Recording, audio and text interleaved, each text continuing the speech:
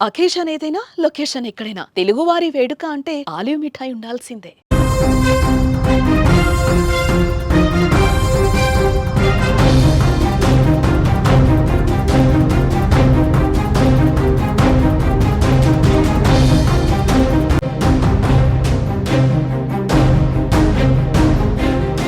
యుద్ధం ముగిసింది.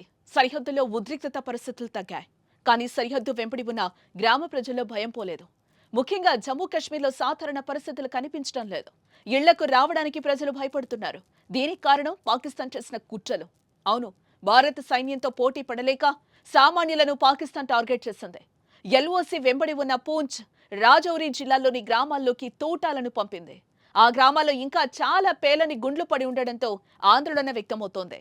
ప్రస్తుతం వాటిని గుర్తించి భద్రతా దళాలు నిర్వీర్యం చేస్తున్నాయి.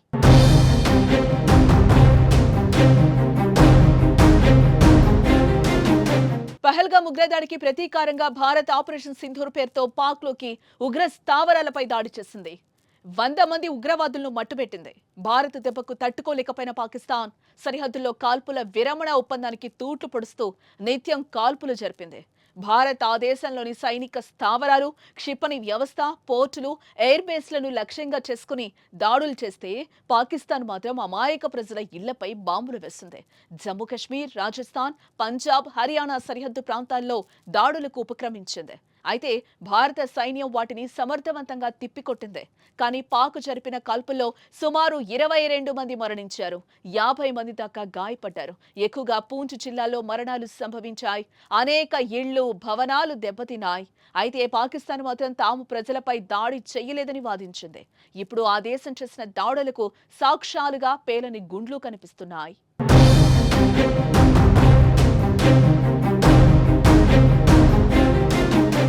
అమెరికా మధ్యవర్తిత్వంతో భారతదేశం మరియు పాకిస్తాన్ మధ్య కాల్పుల విరమణ తర్వాత నియంత్రణ రేఖ నివాసితులు తిరిగి రావాలని ఆరాటపడుతున్నారు.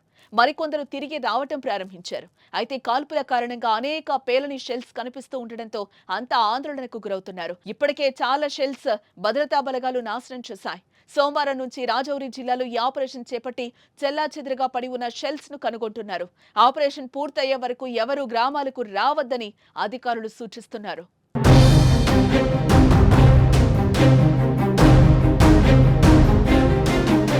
భారత్ పాక్ యుద్ధం జరగొచ్చని ఆందోళనతో ముందే సరిహద్దు గ్రామ ప్రజలు సురక్షిత ప్రాంతాలకు వెళ్లిపోయారు. చాలా మంది భూగర్భ బంకర్లను నిర్మించుకున్నారు. దీంతో ప్రాణ నష్టం కొంతమేర తగ్గింది. గతంలోనూ భారత్ పాక్ యుద్ధాలు జరిగాయి. అప్పట్లోనే జమ్మూ కాశ్మీర్లో వందలాది కుటుంబాలు బంకర్లను నిర్మించుకున్నాయి. యుద్ధ సమయాల్లో రక్షణ కోసం వాటిని సిద్ధంగా ఉంచుకున్నాయి. ఇప్పుడు అవి బాగా ఉపయోగపడ్డాయి. ఏదేమైనా సాధారణ పౌరుల ప్రాణాలను పాక్ తీయటం అత్యంత దుర్మార్గం.